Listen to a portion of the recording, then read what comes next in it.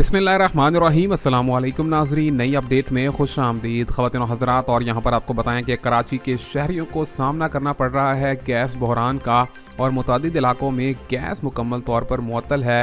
किसी भी तौर पर लोगों को गैस नहीं फराहम की जा रही, जिसकी वजह से शहरियों को खाना पकाने में परेशानी का सामना करना पड़ रहा है। बहुत से लोग ऐसे हैं जो कि दफातर जाने वाले होते हैं, उनको भी मसाइल का सामना है। इसी के साथ साथ आपको बताएं कि गार्डन एरिया के मकीन लोगों ने गैस की किल्लत के खिलाफ सड़कों पर निकल कर एहतजाज भी किया। इसी के साथ साथ उनका ये कहना था कि आइंदा आने वाले दिनों में भी भरपूर तरीके से एहतजाज करते रहेंगे जब तक कि गैस के बहरान पर हुकूमत सिंध काबू ना पा ले। ख़वातीन और हज़रात, आपको बताएं कि इससे कबल भी कराची शहर के मकीनों को बहुत ज़्यादा गैस की किल्लत का सामना करना पड़ रहा है, जिसकी वजह से शहरियों को सिलेंडर का इस्तेमाल करना पड़ता है, जो कि महंगाई के दौर में शहरियों की इस्तिताअत से भी बाहर नज़र आता है।